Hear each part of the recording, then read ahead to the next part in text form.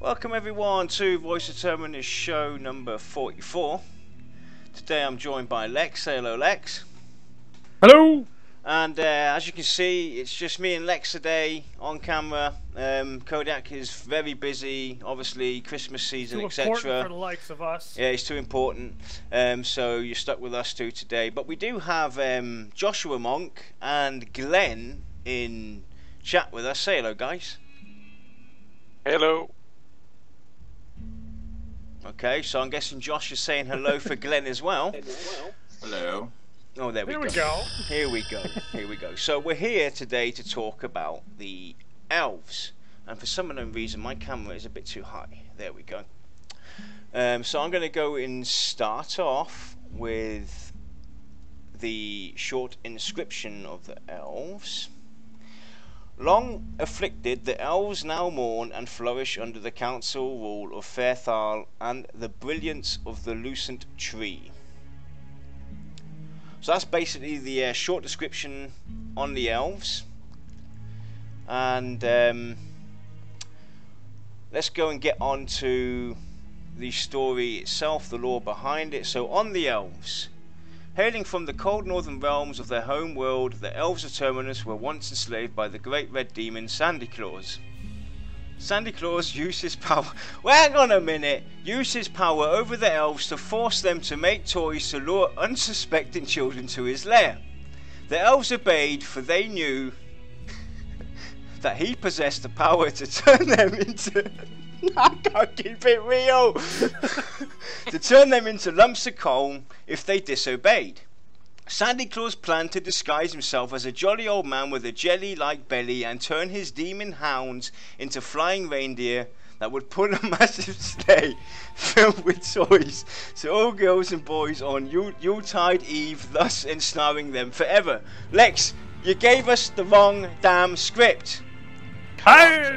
We are not talking about the Santa elves, we want to talk about the Pantheon elves. Next you're going to stay is because I drink too much. That story was actually brought to you by Glenn. We came up with that just before we started the show. We thought it would be funny enough to do something like that. I think that was great. I'm sorry I couldn't keep it real. It was just too funny. Anyway, let's get back on topic. On the elves. With loyalty that is not easily won or lost, elves carry an immortal sense of how fleeting life is. Born of their own brushes with total extinction, but far more than frail survivors. They are unrivaled artists from architecture to agriculture, with arcane and physical prowess as natural as the wind, rain and storm. Sibling hearts divide the race into two distinct groups. Ashen elves steward Fairthal from within, eternally vigilant in watch and guard, while their ember brethren cast an aggressive eye towards the surrounding lands, rooting out evil where it resides. So with that, we already see a hint of two factions. We already see a hint of two factions, and it almost sounds to me that they are a pure good race, especially with the second faction, the Ember Brethren, aggressive eye towards the surrounding lands, rooting out evil where it resides. So if you're a bad person, they sound like more of a military force, the Ember Brethren, and then the Ashen Elves seem to be almost like the ruling class. Yeah, the ruling people within the city of Fairthal. Yep. But I do like though the approach that they've taken so far with the classes in general. if we look back, we know that the halflings have more than one faction. What other class was it? We know that the Darkmere have more. There's two different kinds of Darkmere. The same goes for the gnomes. The gnomes as well. Yep.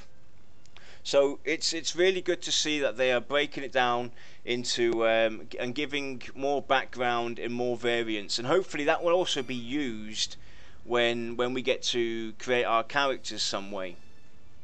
That would be really, really nice. And plus, also, or as you know, expansions basically unlock, you know, or unlock the second faction or the third faction to that race, etc. So there's multiple things that they can do with this, offering people within the fundamental lore different faction based situations. So that's pretty cool.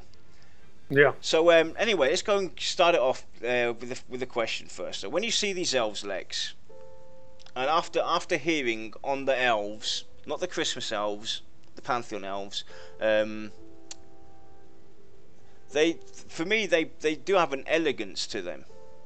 They look very elegant, but at the same time they kind of remind me more of the wooden elf. Yeah, I think that's mostly just because of the colors used to represent them in the clothing, browns and greens. It makes you think of the forest. Whereas in traditional fantasy lore, elves, if they were city-dwelling elves or high elves, if you will, they would always dress in like gold and whites. That's your Takish. Your dark So, Takish. Like, I don't know about the rest of you guys. I'm kind of tired of seeing wood elves and high elves and dark elves. It's just like, it would have been nice for them to actually also take the same route as the gnome and create something quite unique as well. Oh, definitely. I mean, Backstabbing said it pretty good. To be honest with you, you know, he said I want elves to be more like, you know, Lord of the Rings, Hobbit movies, and I couldn't agree more. They're technically city dwelling with kind of like they pay homage to the forest. So they are wood elves, but they also are city elves in their own right. Yeah, because they were, you know, that was a really cool way to approach the elves, and it gave it a complete uniqueness compared to what we've seen in games and other movies.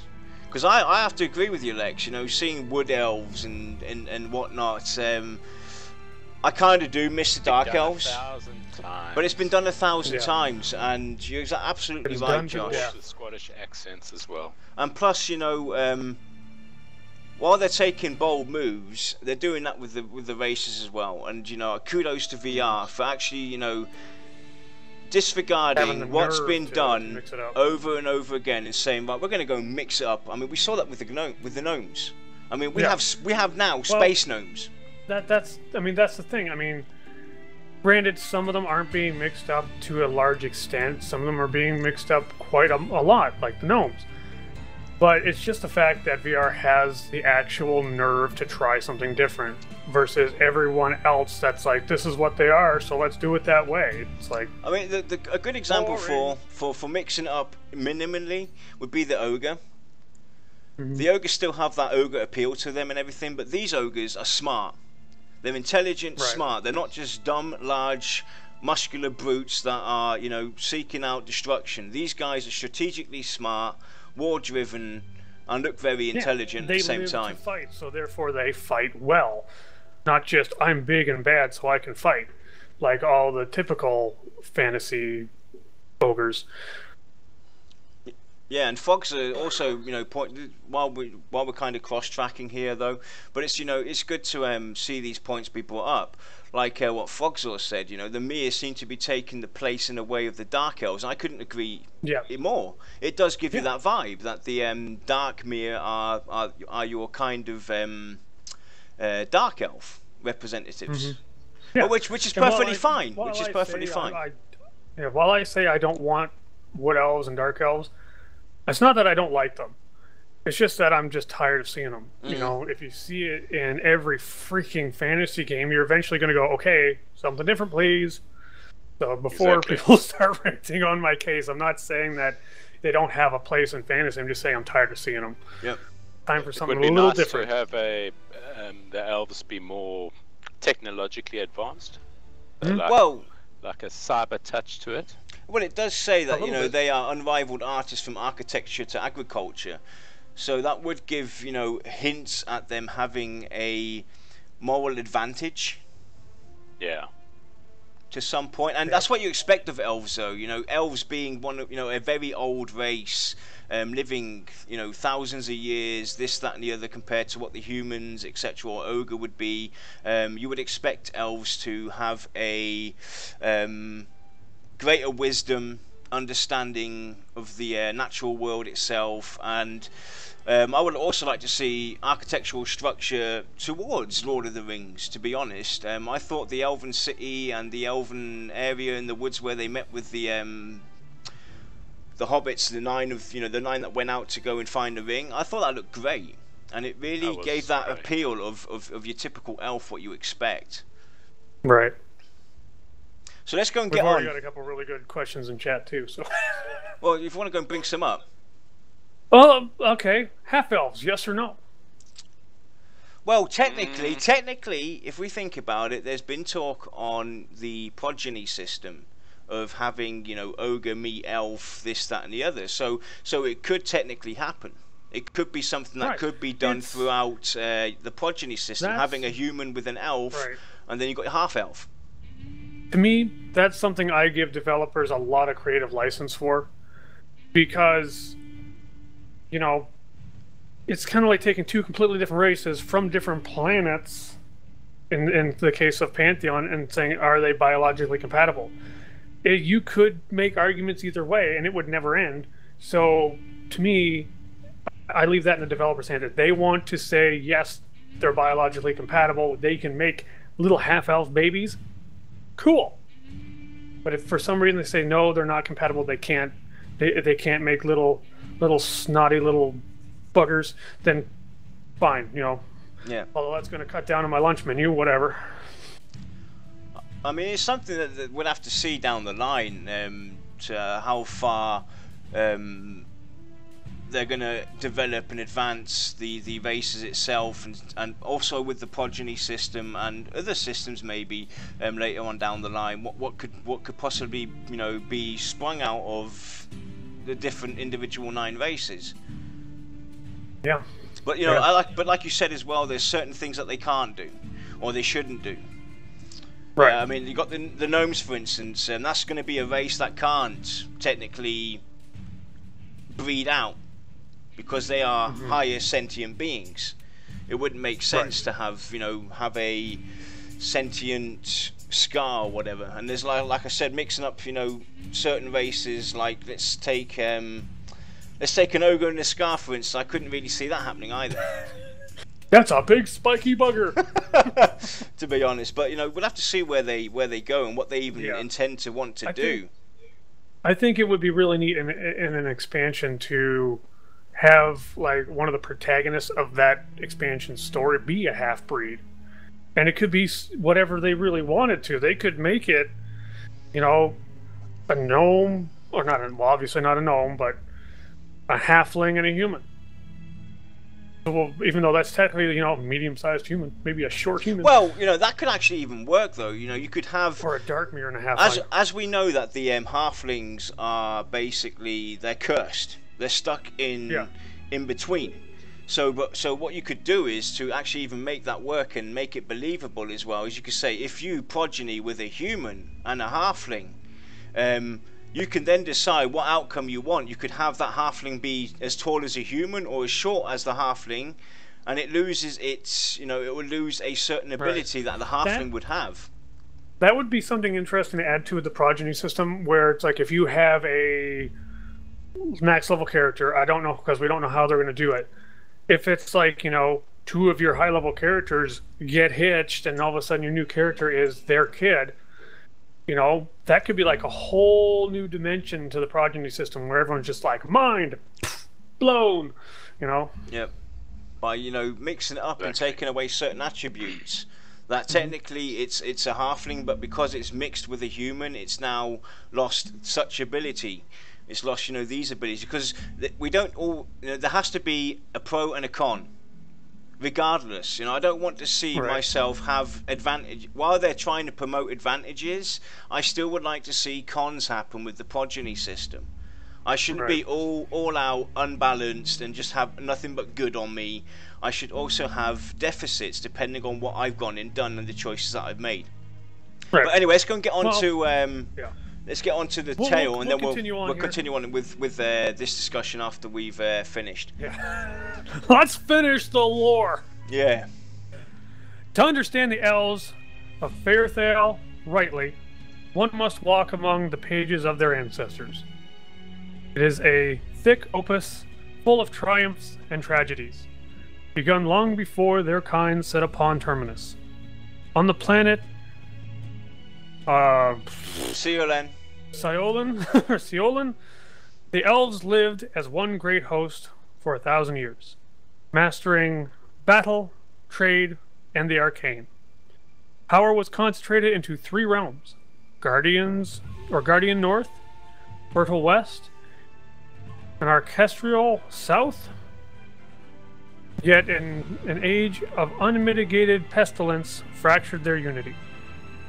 In a climax of unrest, the militant cities of the north laid waste to the richer lands of the west. Quote being, for the north deemed themselves suffering unequally, any disparity was owed to their own mishandlings and greedy authorities.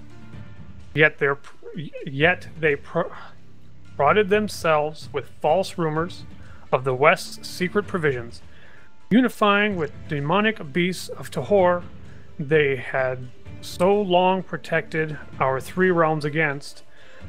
The North Elves marched upon their brothers without mercy. Thus, they are now the Tormentril. Yeah, I'm gonna slaughter that. Them. We're gonna call them them. A severed host, cut off from elvenhood for all of time. So now it sounds like there's 3 factions, like Svarty said. Yep. So you had basically the 3 factions: Guardian North, Fertile West, and Orchestral South. And they fought against each other, by the sounds of it. Yeah, it sounds like they hit some hardship. Yep. Things got so rough that they turned on each other. But did some of the factions survive, or Well, that's the question? we will have to find out when we read on, don't we? But you know, as it says on the elves, there's going to be 2 factions, definitely: the Ashen Elves and the Steward, the Ember Brethren, which most probably will be the. I'm guessing that the. Let's have a look what we've got here. So actually, what it kind of sounds like is there are 2 factions, but they lived in 3 separate districts. Yeah. And then when, you know, the gnome hit the fan, they all just turned on each other. Right, so let's go and read on.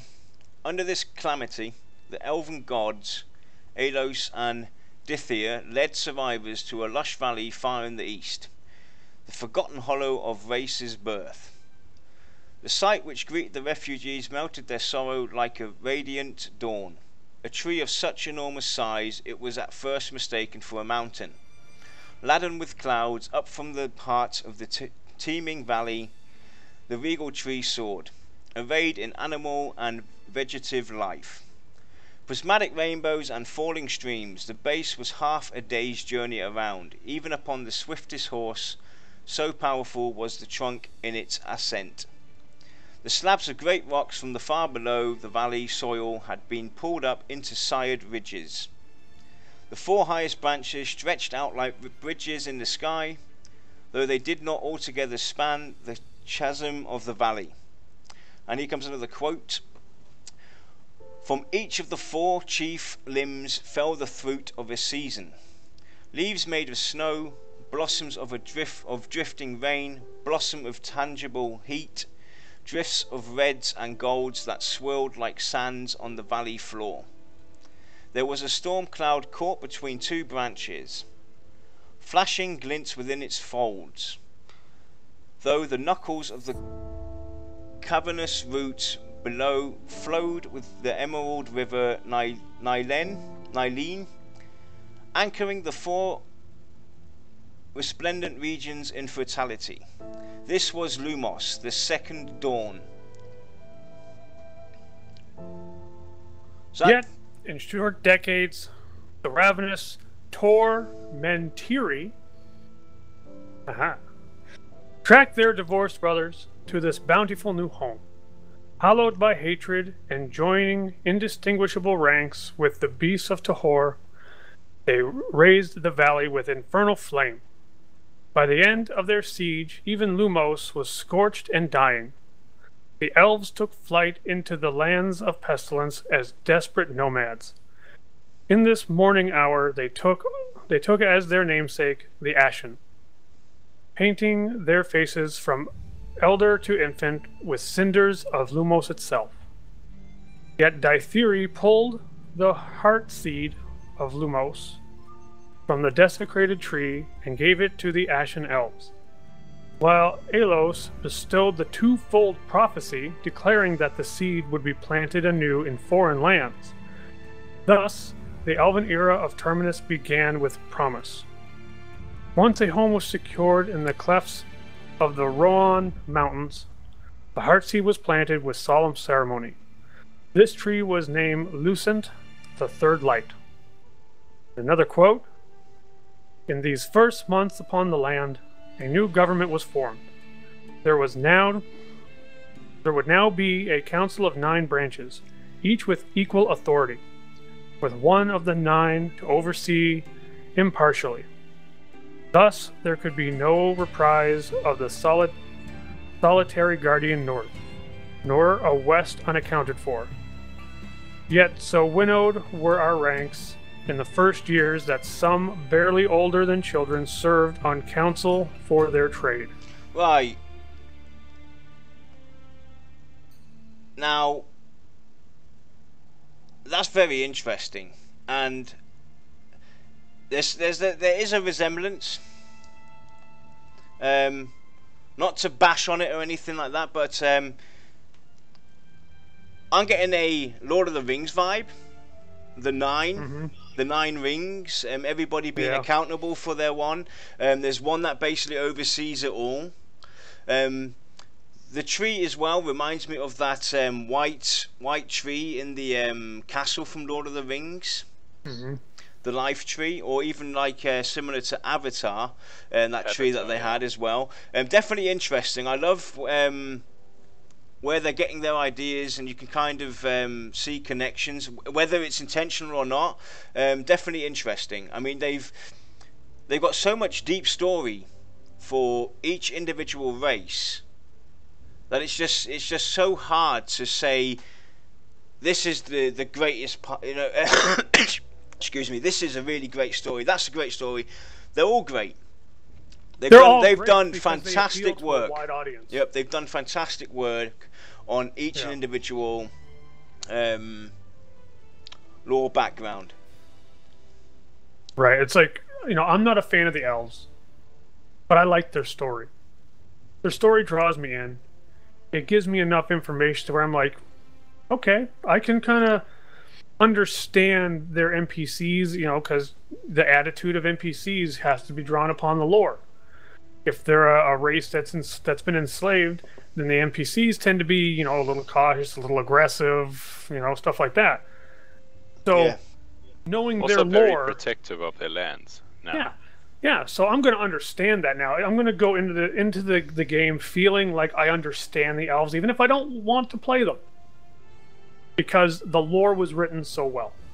And it gives you the chance as well, especially for our peers, to get a good head start vibe on the class as well, on the race itself.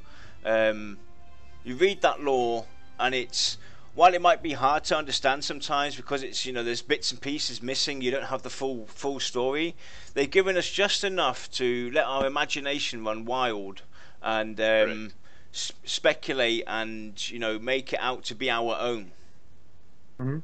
Yeah, for me, but the interesting thing as well is when it comes to the tree itself and the wood that they have around it, will they be able to use that for creating enchanted weapons type of thing in their culture? You know, how does that fit into the race, and how does that affect the building of things? Another thing is as well, you know, that tree, if it's damaged, if it's attacked, how does it affect the elves themselves, etc. as well, is another thing to look at. You know, is their strongest strength is also their strongest weakness. Because that tree seems to be, you know, their Mother Earth, their, you know, their way of life, their way of being. Without it, you know, it's kind of like what they anchor their culture around, is what it feels like to me. Yes. That's like if they were at war with the ogres would probably like take down the tree, you know, demoralize them. Yep. Correct. So let's go and get the next segment done. Over the hundreds of interweaving years, the Ashen Elves grew alongside the mountain and the Lucent. Yet fate did not abide the sanctuary, and with the Deicide War, the Revenant ravaged King's Reach, much like the Tormentiri of the old did the Eastern Valley. Once more the Elves were forced to flee. Once more their holy tree was burned alive. When the battle turned in their favour, the whole of the nation ran from the silent sanctum to their tortured giant, placing innumerable hands upon the trunk. There they felt a soft warmth, not from smouldering husk, but the deepest part within. And now comes another quote. From the posture of lament we erupted, snatched from grief over to joy.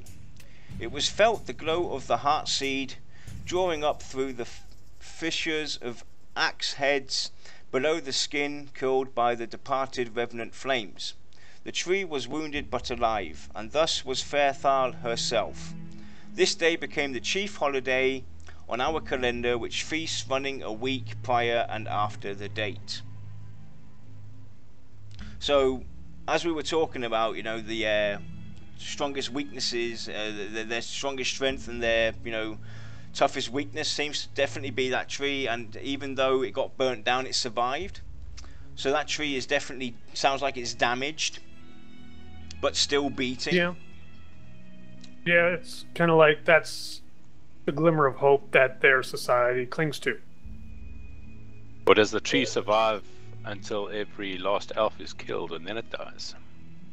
Maybe. That would be an interesting twist.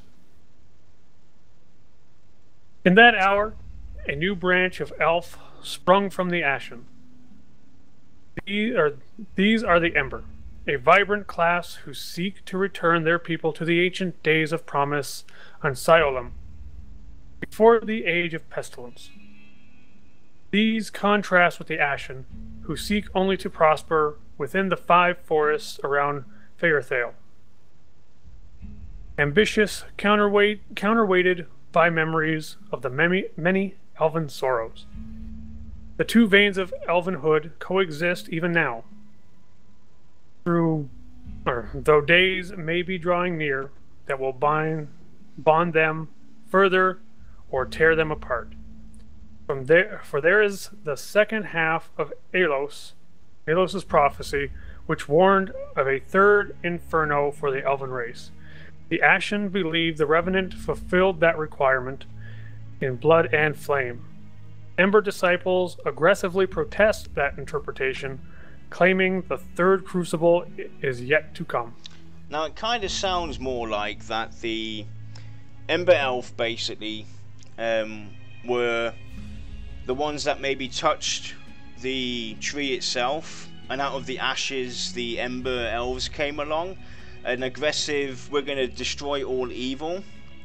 And the Ashen Elves are the ones that are kind of more diplomatic, more forgiving.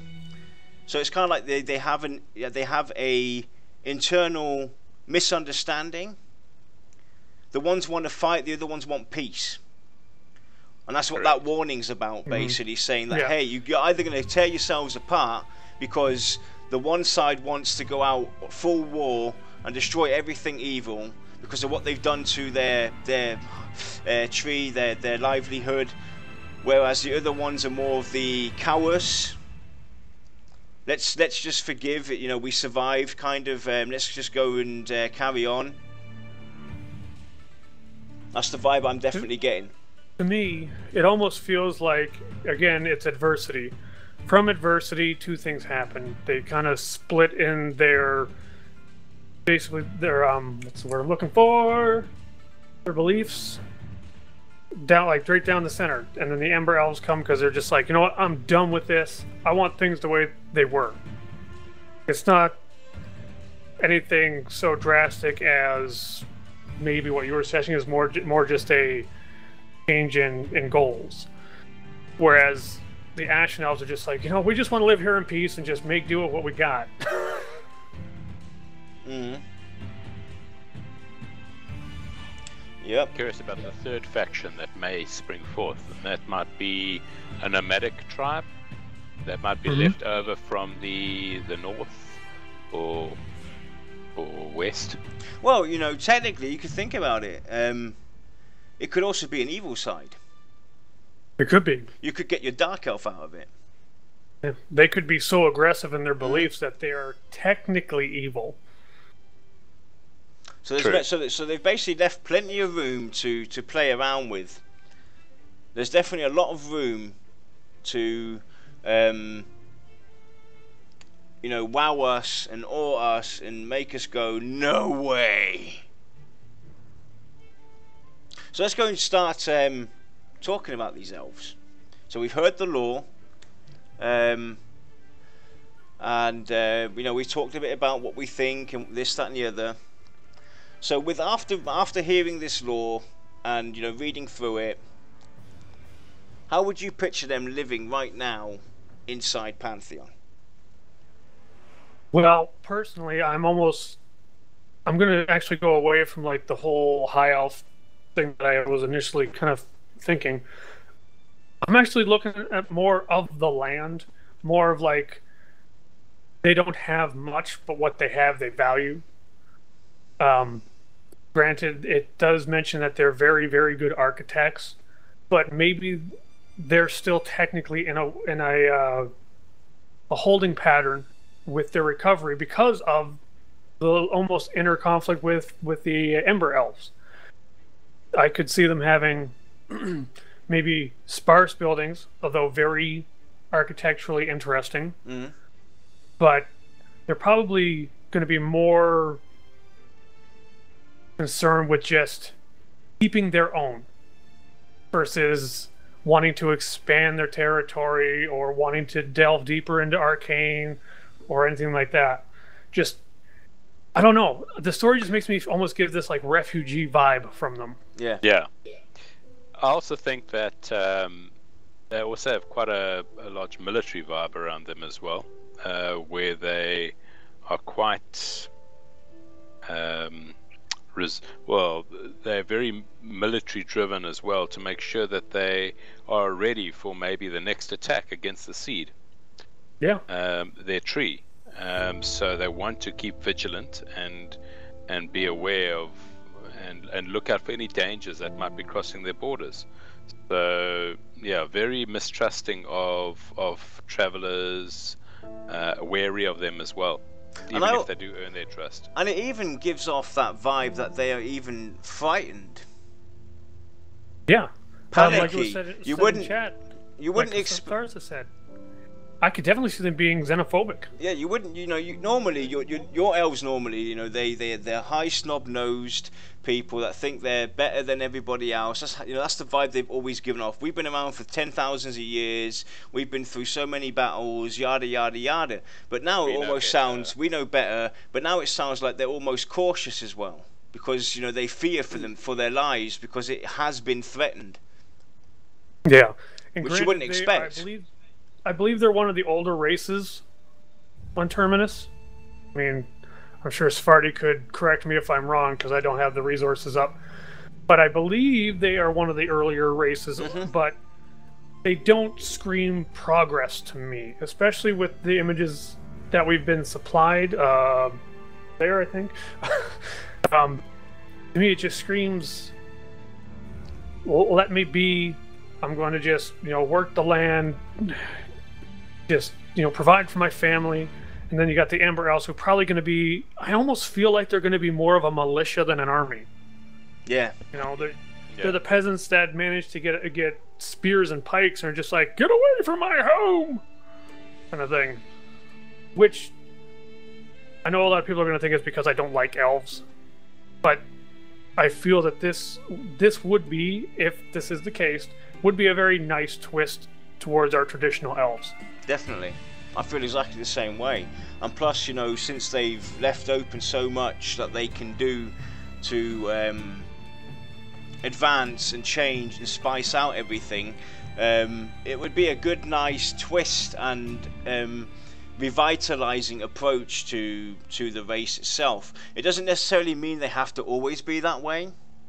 No. Since the ending is kind of open and the hint of maybe another faction evolving or the elves splitting apart, etc. There's plenty of things that they can do to bring in that more commonly known behavior, if need be, and whatnot. But I do kind of definitely like the approach and the idea. If it is something that they would tend to do, it's would be revitalizing and refreshing, to be honest.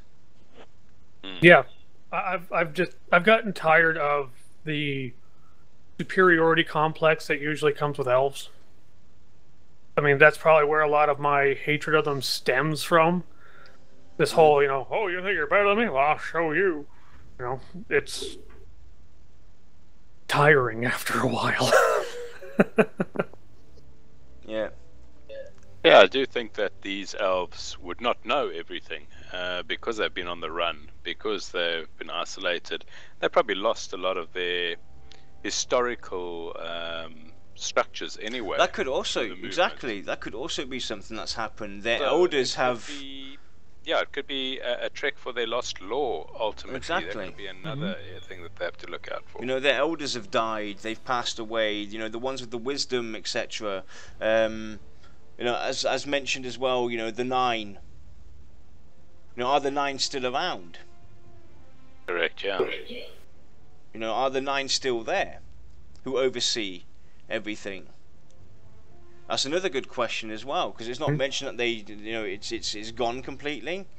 Is that still around, etc. This, that, and the other. Are the elders still there? Any elders? That's because they do get. They've got a sense of. What state is their society in exactly? Right now? What state are they basically in? Do they still have the wisdom of the 10,000 years of their existence within them? Or have they lost that, and that's what's made them so fragile, so frantic, so afraid, so fearful for everything? It's definitely really interesting, and does spark a lot of questions towards them. And VR, if you're listening, we all need to have more lore released. Give us something, because I love you forever. It's definitely interesting. We definitely love what's been done so far. Yeah. And we definitely would need more. So let's go and get into the speculating part, the real in-depth stuff. And before we do that, I'm going to bring up the disclaimer real quick. We, the voice of Terminus, do not get paid and do not work for VR to do this show or anything like that. We're community members just like everybody else in support of VR for this upcoming game, Pantheon Rise of the Fallen. We love what they're doing. That's why we're doing this show. Also to entertain the community for the time we're waiting for it to come out. Discuss ideas with everybody. Pros and cons. Go through all kinds of stuff to see what we can come up with to help also maybe help VR along with some of the ideas that they might have, and hopefully get some stuff, help VR obviously get the general vibe as well, what everybody likes and doesn't like, etc., to help them make the game that we are all waiting for. So that's basically our disclaimer here. So there you have it. We would love nothing more than to just be an outlet to provide more feedback in a central location for VR. In the form of, video, audio, and chat. So, as we've done it with every other race, the elves and classes. Where are we going? Lex. Well, I'll go down the list. Cleric, that's an iffy one for me. Crusader, again, iffy. Warrior, yeah, I could see that.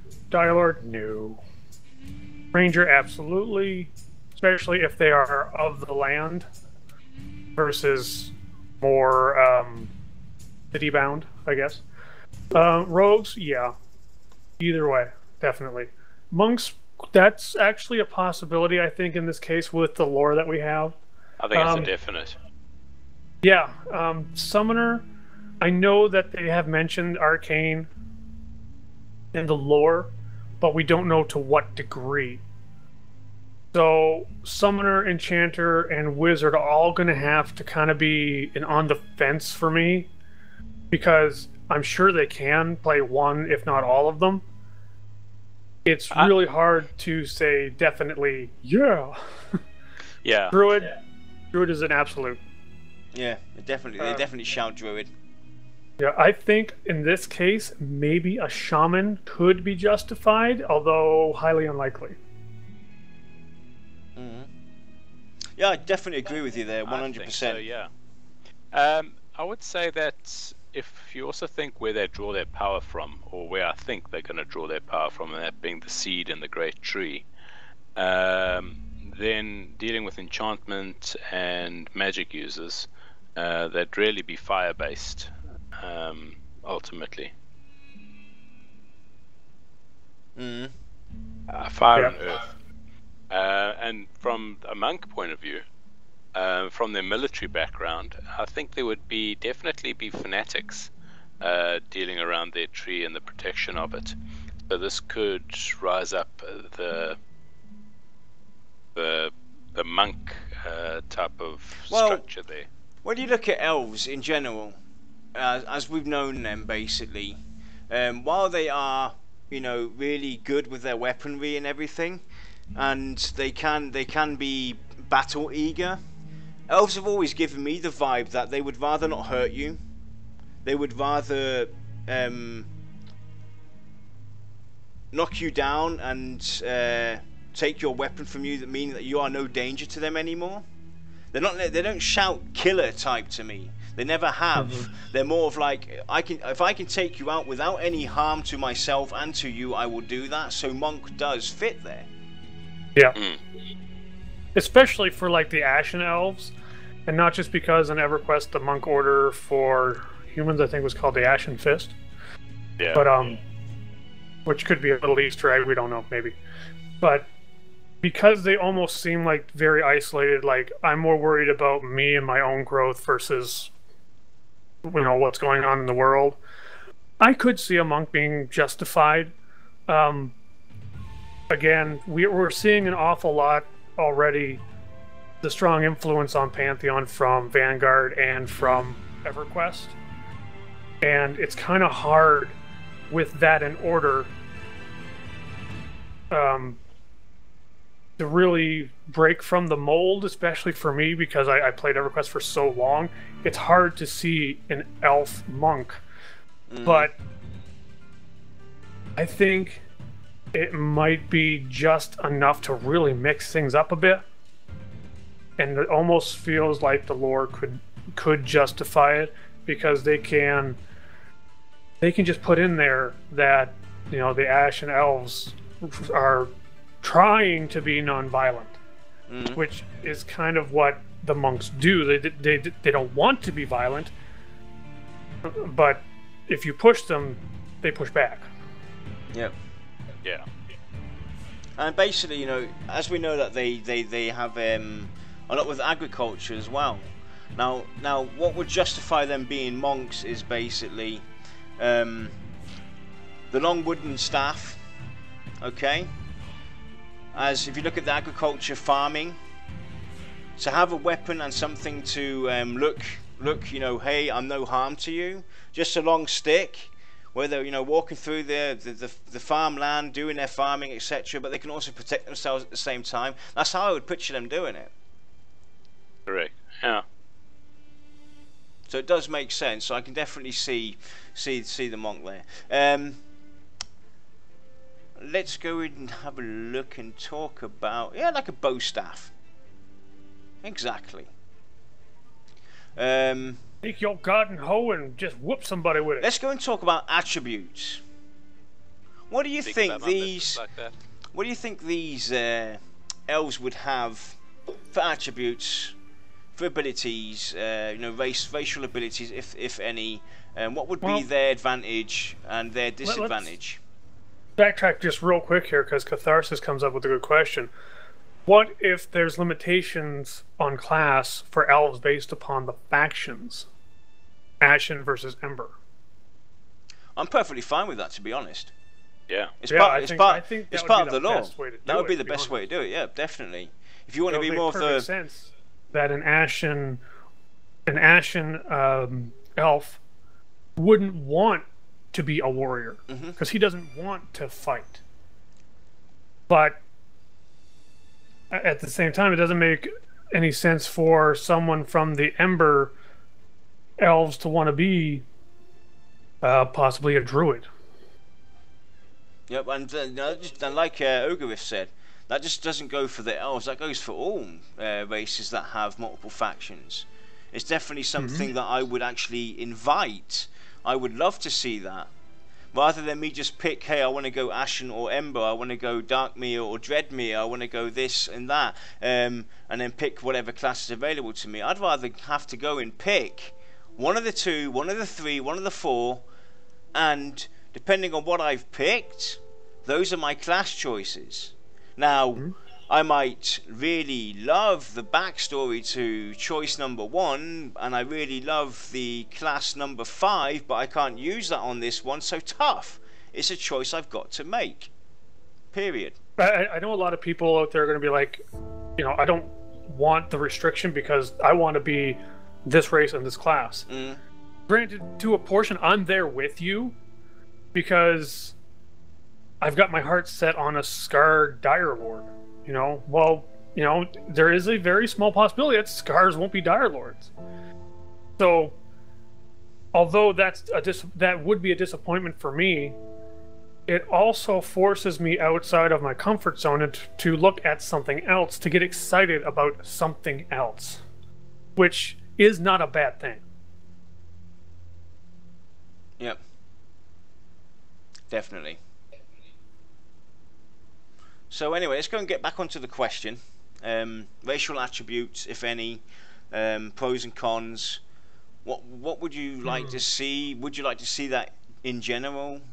What would you see them being or having that other races would not? If they do it by faction, I could see the Ember Elves possibly getting a bonus to more warrior-centric kind of stats, possibly strength, maybe a little stamina. Obviously, a rogue would probably want more dex. Elves have always come off as very graceful to me, so I could always see having a bonus to dex. Wherever the casters fit in terms of faction would obviously have to get the end. But I could definitely see them getting maybe not so much a strength, because they are kind of delicate looking, we'll say. Maybe not big and bulky like a human could be. Maybe more along the dex, maybe wisdom and int. Okay. What about abilities? Racial abilities? Anything you'd like to see there from what you've heard from the lore now, and after reviewing the elven approach? Is there anything that would jump to mind that you'd really like to see these guys have? I would actually prefer to see them have, like, when I say a bonus 2 for racials, I'm referring to like very small bonuses, like 1 or 2% bonus, nothing drastic, but just enough to make it worth considering if you're a min-maxer like I am, but maybe slight bonus to crafting, because they are supposed to be architects and all that. Maybe a slight bonus to that. And also, we don't know what kind of crafting or anything like that is. So maybe they, maybe VR will be, really want to stick it to me and do gardening as a trade skill. Maybe I'll have to be an elf because of it. Like, you gotta make farms and gardens so that you can get ingredients to make, I don't know, buff potions or something. Well, getting onto that real quick though, because since you brought it up, I'm gonna be honest. I would love to actually see that more in-depth work towards the crafting. So if I'm a cook, I would have to farm the ingredients, maybe let them grow, and then I can cook my stuff from it, and this, that, and the other. I want to see more in-depth to the crafting system, and rather just gather my bits and pieces, get my book of stuff that I can make, go to the table, click on it, and go clack, clack, clack, clack, clack, and done. I want to be able to. I want to see more towards the crafting. Yeah, well, I also agree that maybe there should be some sort of a nature perception bonus that they get. That would be nice. 1. And number 2, I think that maybe they can be the only class that can craft with that type of wood. So you get specific bonuses to items. Yeah, that would be interesting as well. What about now, since you brought it up, Josh, to just spice that up real quick. With nature, obviously, they could be one of the only races to be able to have a better understanding with the natural animals. Correct. So they might have their own unique type of animal speak that gives bonuses to the pets. They could talk to the animal, kind of thing. Yeah. They have a better taming process towards them. There hasn't had any real connection with nature in that respect in terms of the animals. So I doubt we would see that, but I could definitely, that's because Tharsis brought up, I could definitely see possibly maybe some sort of camouflage. Maybe in terms of environmental bonuses, they do better in forests, whereas maybe they would not do so well in deserts, kind of idea. I don't know,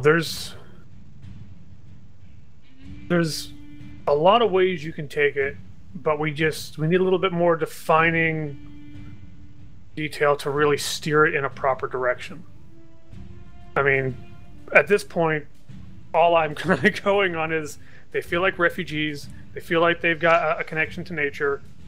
But they were artisans, basically. Well, let's just go and bring it up, because slightly kind of saying we're drifting off here.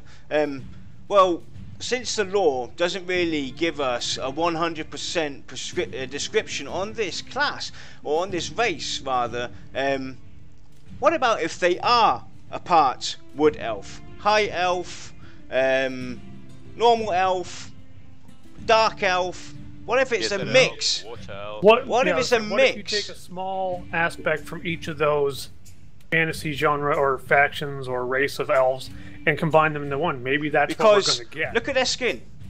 It screams dark elf. Yeah.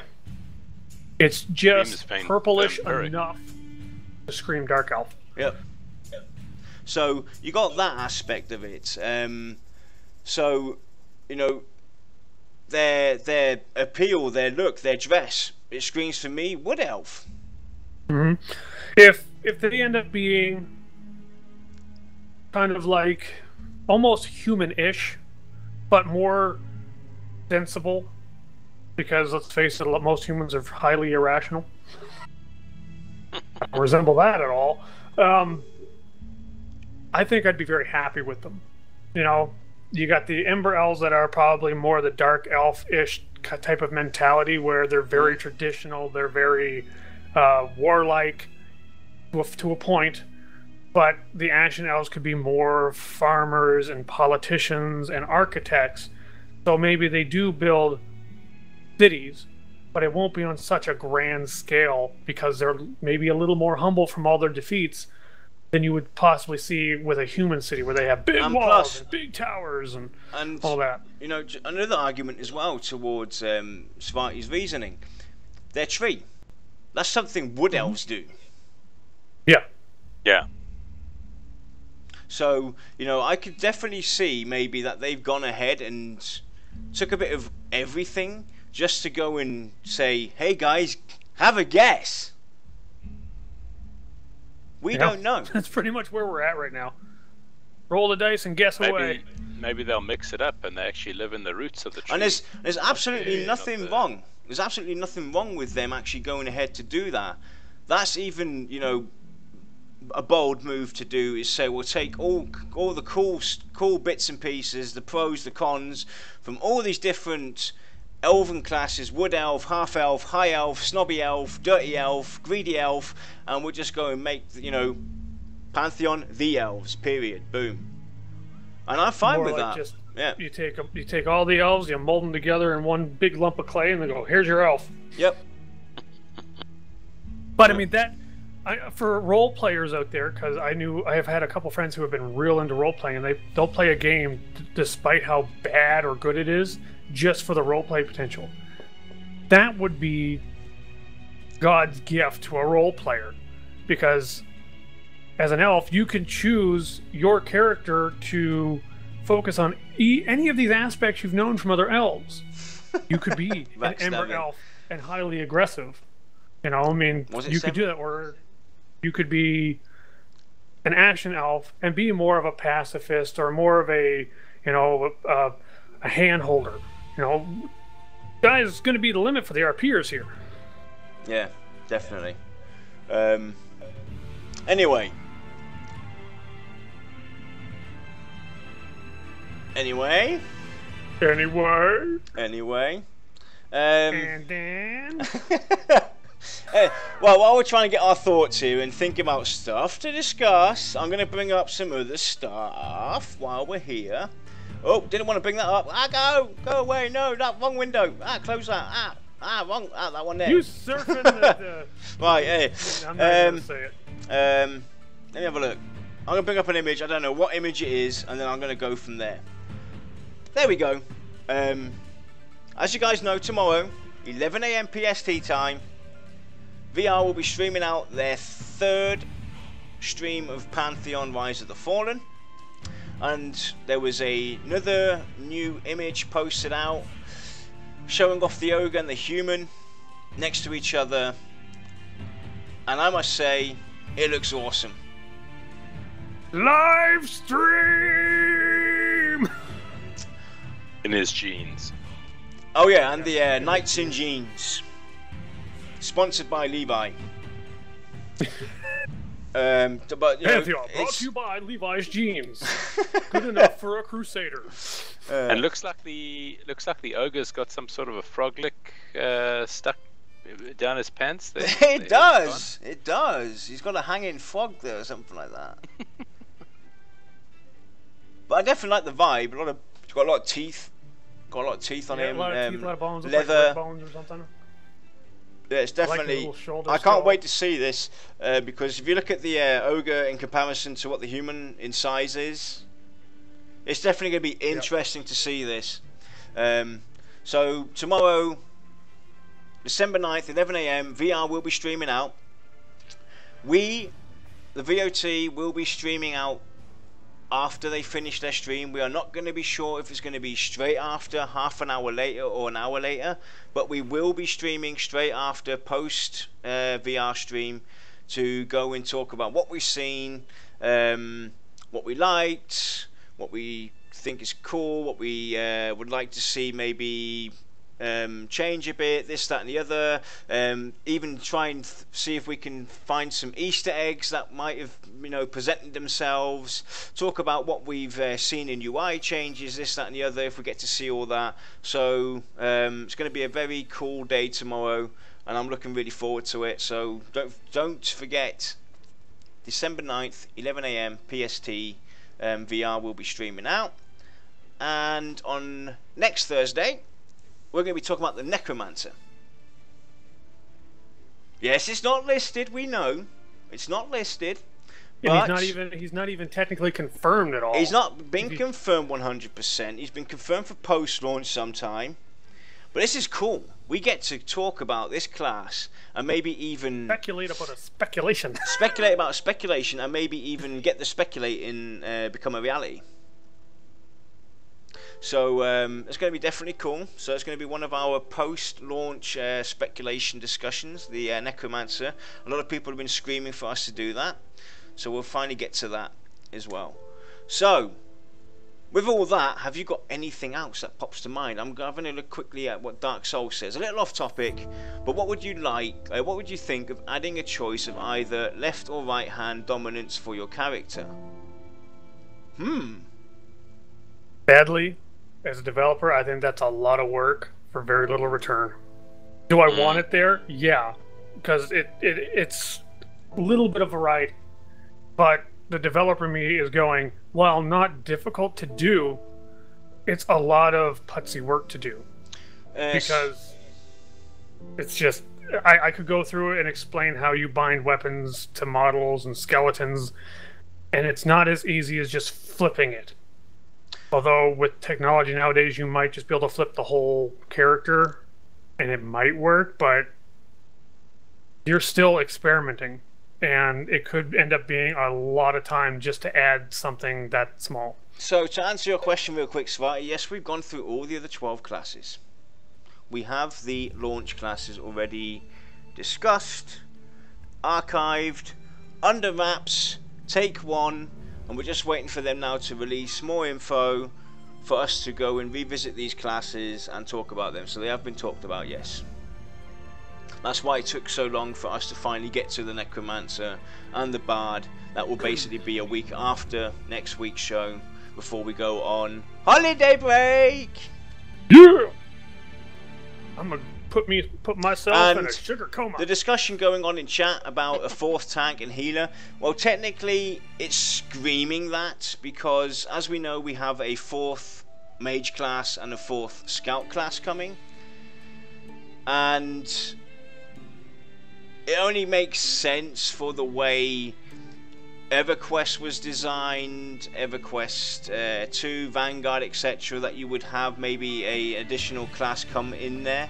So it could, it's not 100%. It could only be 3 tank classes. It could only be 3 healer classes. But I'm speculating. It's just pure speculation that we think that there will be a 4th tank class and maybe a 4th healing class to make it a solid 16, just for balance sake. Exactly, just for balance sake. There you go. And to offer and cover everybody's wishful playstyle. Maybe a battle healer, you know, DPS, you know, one that does DPS and heals the group. So they have all the bases covered. The same with the tank. Something similar, a healing DPS kind of Beast Lord tank kind of. Oh, okay, Lex wants a Beast Lord tank. There we go. We just heard it. You hear me, VR? Beast Lord tank. I missed my Beast Lord. So, chat, please help us. We're kind of lost here on thought. What haven't we covered on the elves? Architectural style of the elves. Didn't forget. Okay. Like I've already said, I really think it's going to look something similar to, or I would like to think it would. I'd like to see something similar to what Lord of the Rings offered. Kind of like smooth lines, very, very flowing, but it would have a strong nature element to it. Yeah. If only to reflect their, what was it called? Something seed? Heart seed. Yeah, the heart seed. If only to reflect the fact that, you know, it's a tree and it's central to their culture. Yeah. Not necessarily because they're all woodsy. And I'm guessing that there's going to be a lot of dim light, a few crystals maybe shimmering, a lot of vines and stuff like that going around. I could see them actually using a lot of wood as Yeah, well, absolutely. rather than stone. Yep. And as we know, the original tree basically sprung off, which something else we could talk about as well, because I would like to see that come back. The original tree sprung off 4 branches. One had like snow, the other one leaves, basically the 4 seasons. So I would kind of like to see something like that maybe come into play as well. Yep. Or maybe we're going to see their city split off into districts again. Now with that, like they said earlier on. Now with that being said, guys, here we go. This is pure speculation. Now here we go. Drum roll, please. This is going to be absolutely awesome. This idea. Now, since we know that the elves had a tree that had 4 seasons, now let's think about the environment and weather.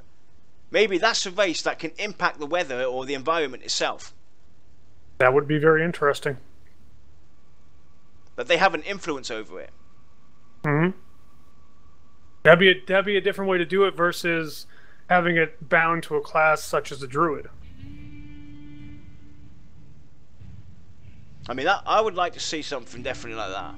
And you know, that the description from the lore kind of screams it, that they can influence the weather to their advantage. Yeah, they could possibly justify that with their basically description of their heart tree. Yep. So what about you? What would you like to see? Oh, and just before Lex goes and does that, the show was brought to you by my wife's cookies today. Look, she made I'll take 6 dozen. Really nice cookies today. I mean, look at these. Yeah, you got candy canes and you got really cool. Okay, so Tuesday he was munching on some kind of treat, and now he's showing us Christmas cookies. Next week it'll be, now you too can order some snacks from Yarnella's Bakery. Get them while they're fresh. Well, basically, my wife was, remember when VR asked about, have you ever tried to cook anything from a game that you've played, or a recipe? And that's where these came from, the candy canes. EverQuest 2, candy canes.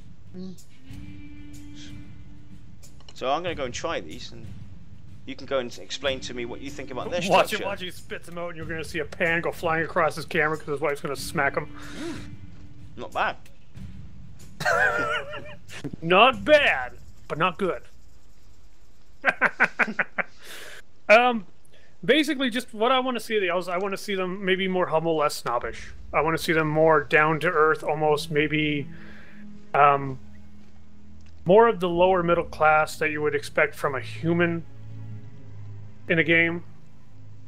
So that, but just more humble, whereas their Ember elves are just more. They're the same. They just have different beliefs, and they're more aggressive in those beliefs. Like nothing drastic.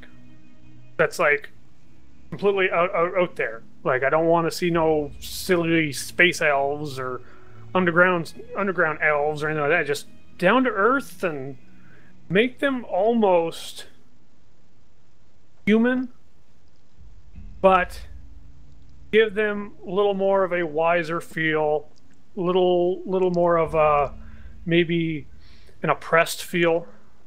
What Giggity said basically is kind of what I got when we first started reading the lore, with that tree branching off 4 different seasons and having rainbow coloured bridges, and it just screamed Avatar for me at that moment. I was thinking, oh my god. Little fairies flying around. Yeah, I'm tired of seeing the snobby elves. Yeah. The hoity-toity. I'm better than you. Because the thing is as well, that's a misinterpretation though. When you go and read about elves and you look at you and watch and all kinds of stuff, they are not a snobby race. I don't know who came up with that idea, but they've never come off snobby to me unless you make them snobby. It's just how they clash with my own personal personality. They're cool guys. They're caring. Hugo Weaving might have made them feel like can't come off snobby, but That's just him. That's how he presented them in Lord of the Rings. Hug an elf, get a splinter. Right, so anyway, architectural we talked about. What about you, Josh? What do you think? How would you like to see these elves city represented?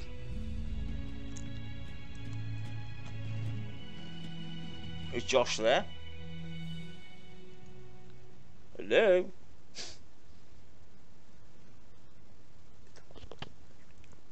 Hello? It looks like we've lost Josh. Okay. So, anything else on mind? His opinion doesn't matter. Yep. Oh. Yeah, I wouldn't go as far as to call them cool. They've never been my cup of tea. Put it plainly, I've never been attracted to the elves. Even in the lore, like even in EverQuest 2, all that other stuff, I've never had any drive to play them. And it could be for multiple reasons. They seem they've always just seen the whole I'm better than you. Go be gone, peasant. And it's just like rather go into their town and kill them. Haha, chased off another one. So, Lex, you got anything else on your mind that we might need to bring up, talk about? Because I'm kind of lost. I'm a big fan of dead elves. I mean, I could also bring up the Christmas story again, one more time. You were saying something about showing me something. Oh yes. Kind of off topic, but worth mentioning. Lex has been very busy with our website, and yesterday he pushed out a huge update. And we'd just like to share this with everybody for the community as well, because we're starting to get to a point where we can actually be community active on our website and present a lot more to you guys as well. So I'm going to go and bring it up real quick. Got a big picture of Lexa there. I'm screwing everything up. There we go. Go to the home page. So he's added a few things to our website. Do you want to go and talk about it while what we're seeing, Lex? Basically, it's just the foundation of a forum system. It's just like I said, there's a lot of stuff that I never got a chance to throw in there. It's just we needed a central location for us to chat on a more informational and long-term basis versus our Discord, which is more for conversations. There's going to be lots of changes to it, so don't get too strung up on how it looks or how it operates just yet. We've got seasonal effects, which I know are just fluff, but I felt that we needed to do something special. And I can't wait till April 1st. You guys are going to hate me! We've just added a profile section for your character info in replacement of my original character idea, just to keep things simple for now. So this not saying the character thing won't happen, but for now we're just going to keep it simple. This is what it looks like. Yeah, it's going to automatically generate your forum avatar for you, and that way you don't have to do anything. Let me go and show an example real quick. I'm going to go and pick a... Let's go and pick a gnome. I'm going to go and pick a crusader. I'm going to... Obviously we don't have male female in there yet. You can go to my website post, and I'll go on the site and I will change my information around, and you can just refresh it. I've gone to the forums right now, and I haven't posted anything, so obviously that makes no sense. So you just go into mine. As you can see here, he's a Scar Dire Lord, and he's going to go and quickly change that out, which is pretty cool. It's a little Easter egg. Yep. So now you can refresh it again, and it should change. There you go. You know, as a dwarf warrior. Warrior? Rogue. Sorry, I slaughtered that. Oh god. But just an idea. It's like I said, the beginning of things to come. And we've added... We're trying to do as much stuff where you can kind of get your own unique representation without a lot of work. And we've added a few more artistic viewing points on the individual pages, a few backgrounds, and the guild site kind of seems to be missing. There it is, loading up. So he's been doing a lot of work and been hitting out a lot of hours on this, which is awesome. I really like the way this is looking, and we can't wait to get the forums up and running and get discussions going on there as well. We want to talk a bit about how to even view, type, write, access our forums, how that's going to be run. Lex? Oh. You mean like sign-ups and all that? Yeah. Okay. When you first go to the website and you make your account, you sign up. We're not going to do anything crazy like verification. Like, there's nothing going to be that important here. But from there, you're what's considered an associate to the guild. You're not a member. You just so that people from other guilds, we have no problem with you coming in here and signing up. And because eventually, when we do event systems, we're going to allow people to create an event on our calendar that can be for other guilds as well. You know, we don't want to be solitary in what we do in Pantheon. We want to be a community for the community. And from there, you can go to your profile and there'll be an apply button. You can apply directly to the guild, which will put you as a recruit. And then after a very short period, you'll get bumped up to member, or we'll figure out that it's maybe not a good fit for somebody, which does happen. There's nothing wrong with that. But you have to be a member of the website, so you have to have an account just so that you can look at our forums. You can't write unless you're a member. But there's no reason that you can't just make an associate account, jump in there, because you know I'm gonna be doing my own guides on the forums. I'm gonna be doing tanking guides. If I play another class, I'll probably be doing some guides for those too. And I'm not going to put them behind locked doors. I think I want everyone to be able to benefit from stuff like that. And that's kind of the whole idea behind the forums. Just you sign up just so that we can more control access to who gets to read and who gets to mess around with stuff. But yeah, we're going to keep things as simple as possible. Yep. So there was one question in chat I saw fly by while we were going through this. I'm trying to find it real quick. There it was. It was there. It was there. It keeps on jumping. Stop writing, guys. I'm trying to read what somebody said. What do you guys think of Ice Elves? Bit like the Game of Thrones King guy, given the suggestion of Mermaid Darkmere. I would welcome it, provided ample lore, and they do have a place in the world. Mm-hmm. What's interesting about the way the lore is set up for Terminus is that they could just plop in a new race anytime they want, and it's totally justified. I mean, that's great. I haven't seen too many games that have the old high fantasy style, but have such an open-ended method of adding new content. And it's real interesting to think that it's such a simple idea, but it's taken us, what, 20 years to get around to it in an MMO?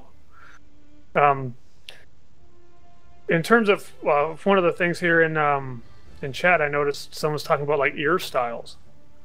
I would expect that to be something for the elves character creation.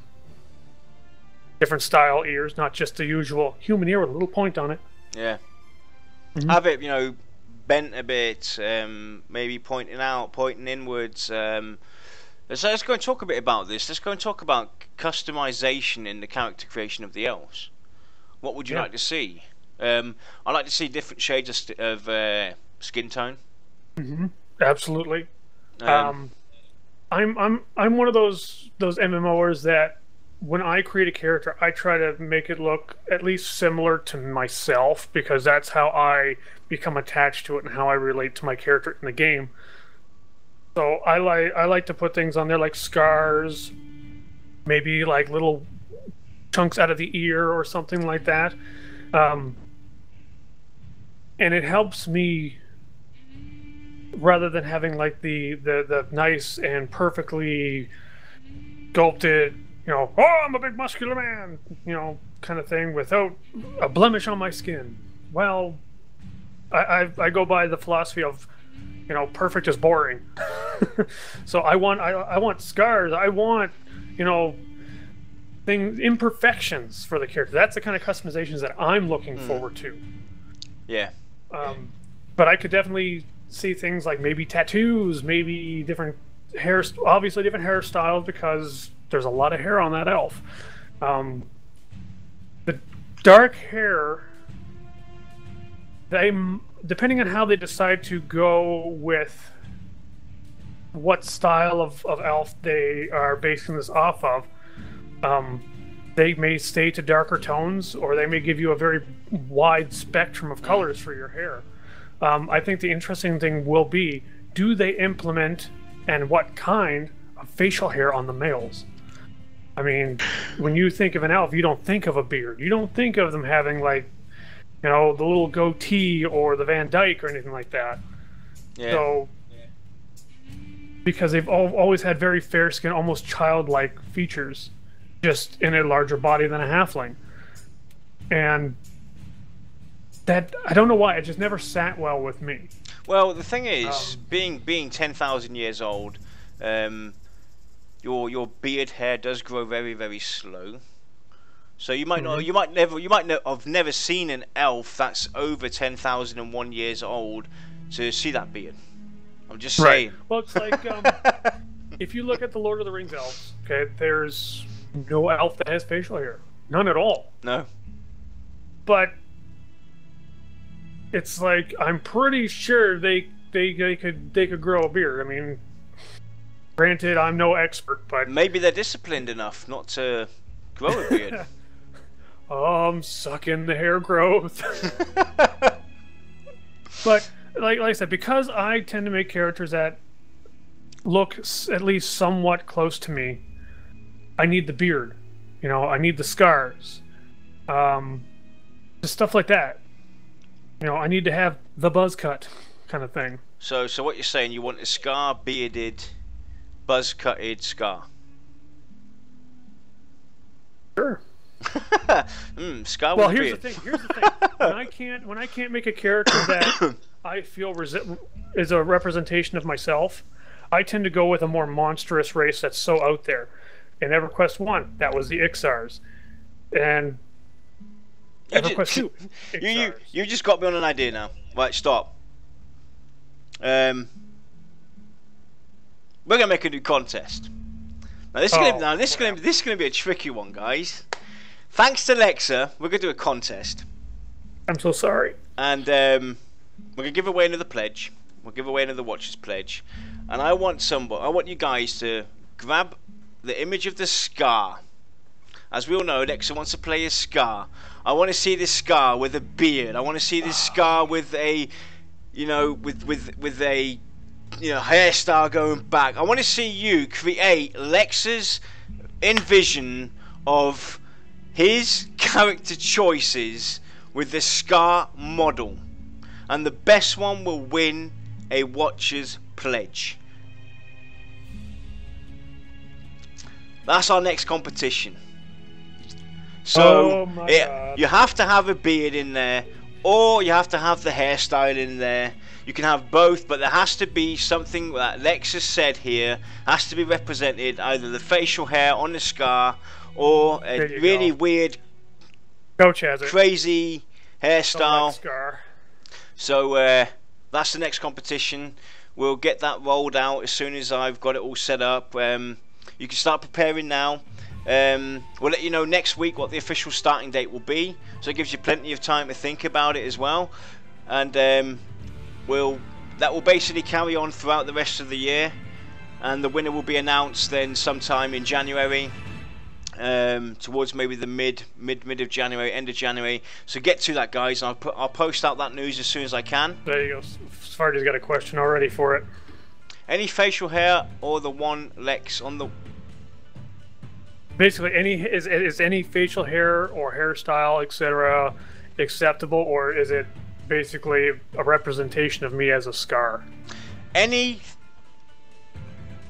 kind of style, but it has to be a beard. You can't just put little stumps like me I've got a little stumpy beard here. It has to be a beard. You have to see that's a beard. How you do it, if it's got beads going down, or if it's like, you know, really bushy and everything.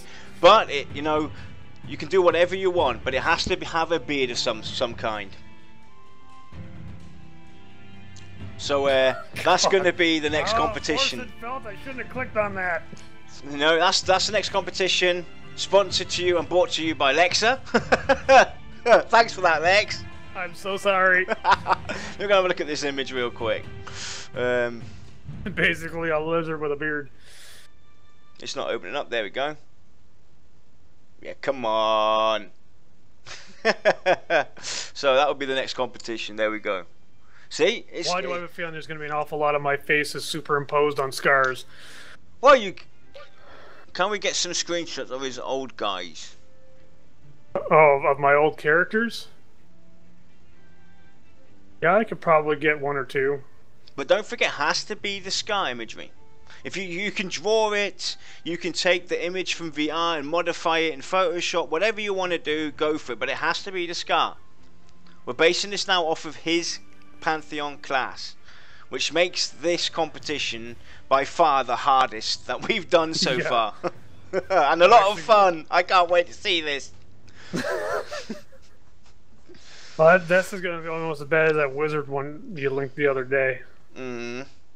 That said you look just like me. Yeah, yeah.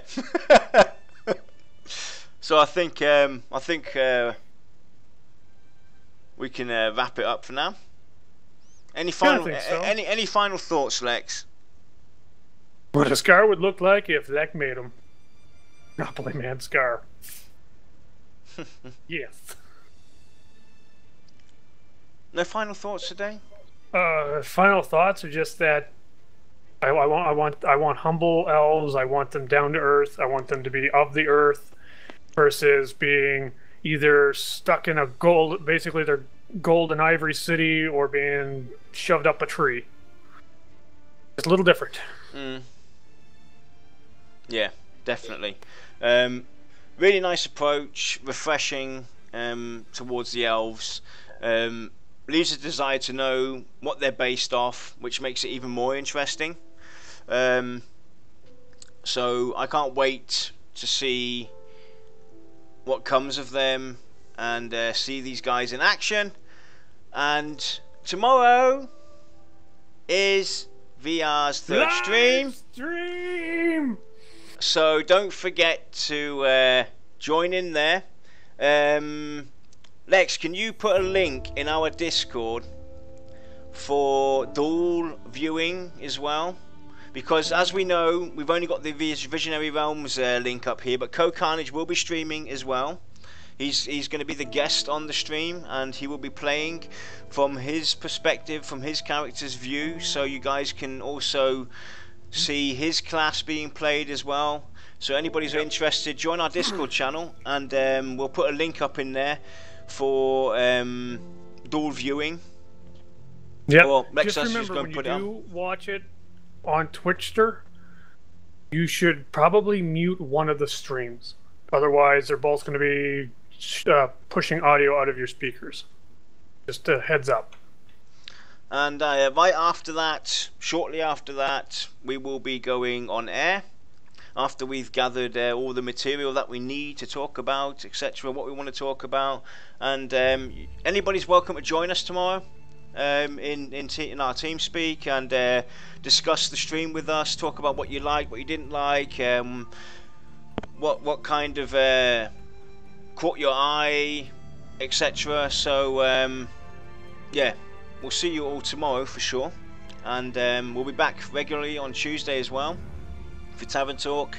Hopefully we'll have a bit more news to present this coming week, because as we know, VR have been very busy with the preparing for the stream and whatnot, so you know, they've been scarce with news, but the December newsletter will be talked about. Which party at my house? Free beer and pizza. Yeah. So with that, guys, have a great evening, and we will see you tomorrow. Yep. Be safe, people. Yep. Take care. Oh, he's back! Oh my god! Sorry, my headphone died. Oh. So that's why. Oh, well thanks Thought you for just didn't love us. thanks for showing up. See you guys tomorrow.